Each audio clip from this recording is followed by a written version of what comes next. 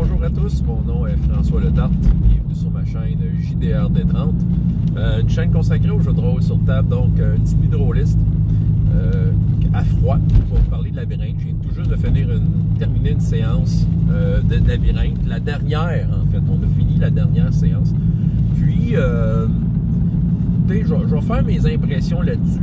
OK, donc peut-être juste reviser un peu d'où venait l'idée de faire cette série de games-là, outre le fait que faire du jeu de rôle, c'est le fun. Mais, OK, au début, je suis embarqué là-dedans en me disant, il va falloir que je fasse labyrinthe comme il se doit, OK? Parce que j'ai eu des expériences dans le passé quand j'ai reçu ce jeu-là, et que ça m'a laissé sur ma faim. Je me suis dit, tu sais, il me semble qu'il y a moyen de faire ça, puis que ça marche. Que ça fasse comme dans le film, qu'on fasse un super bel arc avec des péripéties puis des affaires qui arrivent, comme dans le film. Et c'est ça que je voulais faire. Mes deux expériences précédentes, ben écoutez, la première c'était avec mes enfants. Ça avait plus ou moins marché. On jouait pas assez souvent, on jouait jamais assez longtemps. De la fois, on perdait un peu le fil et on a perdu l'intérêt. Ce qui fait que c'est ça. Parce qu'il y a beaucoup de choses qui se passent dans le labyrinthe. Autrement dit, j'ai abordé ce jeu-là avec peut-être un peu trop de légèreté, en disant ben ça va être une game relax, tu sais. Mais m'apercevoir qu'il y a beaucoup d'éléments, beaucoup de choses qui se passent, il y a beaucoup de choses qui tiennent compte de, puis c'est ça, puis je pense juste on perdait le fil, juste parce qu'on jouait pas assez souvent, déjà en partant. Fait qu'on a un peu abandonné le projet de jouer à labyrinthe. Fait que c'est sûr, ça m'a laissé sur ma faim. Donc, j'ai voulu le relancer à Draconis, le dernier Draconis en présentiel en automne 2023, excusez.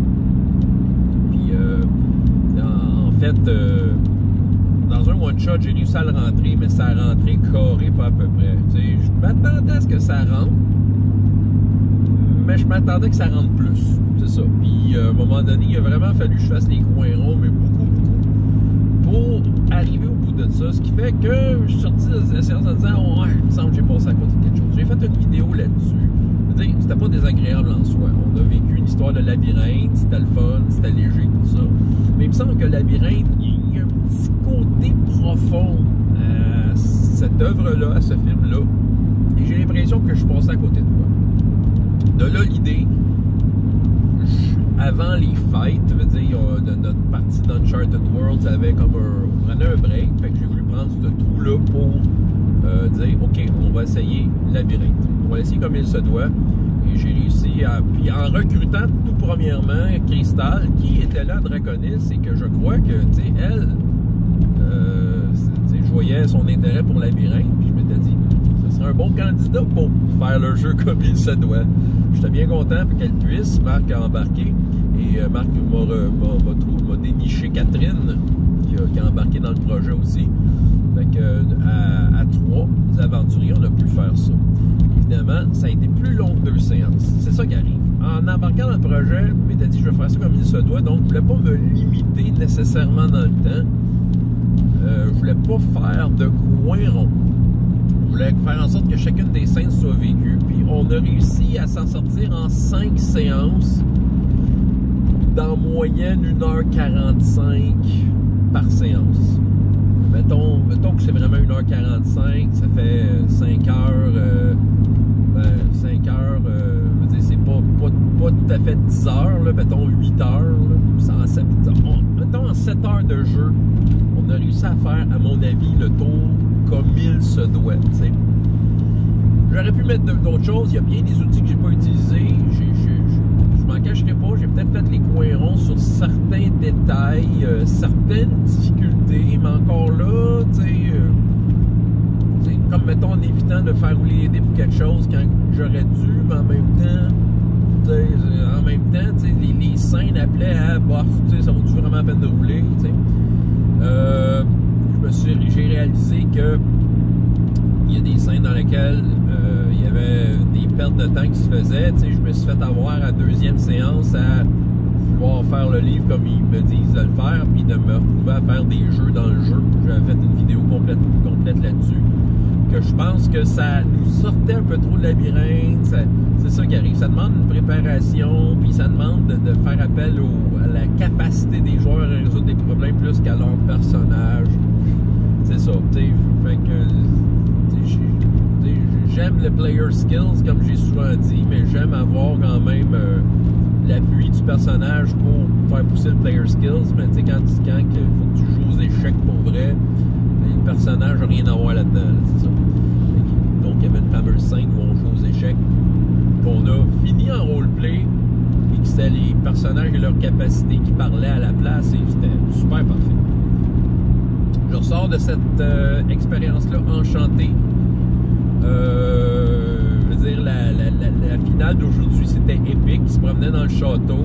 Le hasard, parce qu'il y a beaucoup de hasard qui est mis en jeu pour amener des éléments, puis le hasard, je veux dire, les joueurs utilisaient le hasard à leur avantage. Il y avait des façons inventives de pouvoir contourner des obstacles et des scènes. Ils ont quand même été chanceux. Ils sont arrivés pile poil sur le 13h et ils ont pu comme un peu défier le roi gobelin Jared. Et je vais vous jouer, les dés ont joué pour eux, ok? Ça se jouait quasiment sur un jet de dés, là, ils ne savent peut-être pas, mais à un moment donné, le roi gobelin, quand il se sent cerné, il essaie de se sauver. Puis il y a une table pour savoir où est-ce qu'il s'en va dans son château. Puis dans le fond, ils sont tombés sur la table, sûr, il se sauve pas, il dit quelque chose. Il a dit quelque chose dans le genre, moi, je veux dire, tout ce que je voulais, c'est que le monde ait peur de moi. Que je pense que c'est une ligne du film. Puis, tu sais, ils ont pu convaincre le roi gobelin de le mettre à genoux, puis de prouver que le roi gobelin n'avait pas d'emprise sur eux. C'est un peu la conclusion, tu sais, qui est un peu dirigée dans le genre que, ben, ça finit en disant « Tu n'as pas d'emprise sur moi », un peu comme dans le film. Puis je pense qu'à force d'arguments, de bonnes assiettes de pâtes cuisinées par un des personnages, d'arguments de sa belle... Il y a un personnage non-joueur qui s'est avéré être peut-être celle à qui il voulait offrir un cadeau, quelque chose qu'il avait volé au personnage, une peigne à cheval et de Louini. Ouais, parler des personnages en gros, je veux dire, ok, donc on a Sir Willy Mott qui était un chevalier de York joué par Marc, une loutre qui se promenait sur un dindon, mais c'est ça, le dindon a été volé, mais il l'a retrouvé aujourd'hui dans les quelques dernières scènes, fait qu'il n'y a plus glorieusement faire des trucs avec ou pas, parce qu'il a manqué des jets de dés relativement faciles. Il a glissé dans de la soupe, comme on pourrait dire. Il y avait Ash, joué par Catherine, qui est un fiery, donc les espèces de bonhommes qui dansent, qui chantent, font de party, puis qui arrachent, ils s'enlèvent des bouts de bras, puis ils s'enlèvent leur tête, puis ils font du feu, comme dans le film. Et on a Little Winnie, qui est un verre, donc qui était joué par Crystal. C'est ça, puis les joueurs étaient vraiment dedans, ils jouaient vraiment bien. Ils ont été mentionnés dans une réponse à coup critique sur le coup de cœur. J'ai eu un peu mis le coup de cœur sur ce groupe-là parce que c'était très rafraîchissant de jouer à Labyrinthe, tout ça. Est-ce que j'aurais joué plus longtemps? Je dirais non, parce que tu sais, quand tu arrives à la conclusion, tu as la conclusion. Puis je pense que une conclusion satisfaisante, comme qu'on l'a vécu, pour moi, ça conclut. Pour moi, c'est bien de finir quand c'est fort. Tu sais, c'est ça. La fin est forte. Le fun est là, tout ça, on a fini. Écoute, je pense que je vais sortir de cette game-là avec un excellent souvenir de dire, OK, on a réussi à faire ça. J'ai lâché un chiffre de même, me disait, je pense que j'ai utilisé le jeu à 85% de sa capacité. Le 15%, c'est peut-être des outils que j'ai pas décidé d'utiliser pour pas inutilement rallonger le jeu.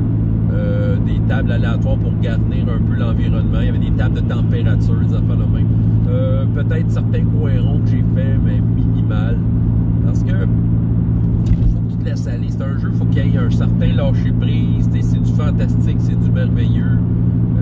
C'est de voir les joueurs, quelles sont leurs solutions pour sortir de certains pétrins. Une fois que le roi gobelin est apparu l'avant-dernière game, pour essayer de dire, OK, on enferme les personnages, puis on les laisse s'enfermer. J'avoue que j'ai eu la main molle un peu là-dessus, mais en même temps, oui puis non. Il y avait des obstacles, il y avait des difficultés à battre, il y avait des dés à rouler pour s'en sortir. Ils ont été chanceux, ils ont été astucieux, ils s'en sont sortis. Ça a fait des belles scènes, en cas. J'ai vraiment l'impression d'avoir joué ce jeu-là comme il se doit. Pour moi, c'est coché dans ma liste. Dire, OK, j'ai joué à Jim Henson's Labyrinth, j'ai réussi à faire une game que ça sentait le labyrinthe. Est-ce que je vais y rejouer? Jamais dire jamais. c'est pas dans mes plans. Et pas parce que j'aime pas Labyrinthe, j'adore ce film-là. Pas parce que j'ai pas aimé le jeu. C'est juste que là, je vais essayer autre chose, tout simplement. Je vais essayer autre chose, mais au moins, tu sais, c'est ça, j'ai la satisfaction de dire que là, OK, j'ai pris le temps de faire les choses, c'est ça, puis dire, ça rentre pas dans un one-shot, ça nous a pris à peu près 7 heures jouer la game totale, là, plus ou moins, puis ça a été un 7 heures bien rempli, là. On n'a pas perdu notre temps tant que ça, à part quand je cherchais mon jeu d'échecs, là, que j'ai jamais trouvé finalement. Mais sinon, ça a été un 7 heures bien rempli, puis tu sais, et en bonne compagnie. C'est vraiment des gens avec qui c'était plaisant de jouer. C'est tellement que, tu sais, Marc les a recrutés, il y a un nouveau projet, puis Catherine et Cristal vont le suivre. Fait que peut-être que vous allez en entendre parler de sa chaîne, mais c'est ça. Puis tu sais, je trouve ça je suis très content que Labyrinthe ait pu créer ce moment de rencontre-là pour que ça donne des petits verres d'eau. Fait que moi, officiellement, j'ai fermé le livre de Labyrinthe. Je vais le remettre dans sa tablette. J'ai pas d'autres projets présentement. J'ai pas d'intention, j'ai pas de temps. Je veux dire, je joue à Uncharted Worlds, c'est déjà ça. Je suis joueur aux 2 semaines dans une game de Fantasy Age avec des amis. J'en ai des affaires. Le parascolaire occupe beaucoup mon esprit. Et à travers ça, il y a des projets qui s'en viennent. Jeux de rôle extra. Et Draconis, dont les dates sont sorties dernièrement. Je m'en souviens pas par cœur, je sais que c'est au mois d'avril. Donc, je vous invite d'ailleurs à participer à ça, s'il y en a qui veulent jouer avec moi, pour présenter du Humanish, du Étoile à Draconis, et en plus, à Draconis Étoile et Sodalitas. Fait que j'ai décidé d'y aller avec des valeurs sûres, des jeux le fun, des jeux légers et agréables. Donc, plaisir peut-être de vous revoir là. Donc, Labyrinthe over. Les objets ont été récupérés et le roi gobelin s'est fait remettre à sa place. C'est ça, François Letard du JDR D30. Et jusqu'à la prochaine fois, il y a autant de plaisir dans la vie que dans les jeux. Au revoir.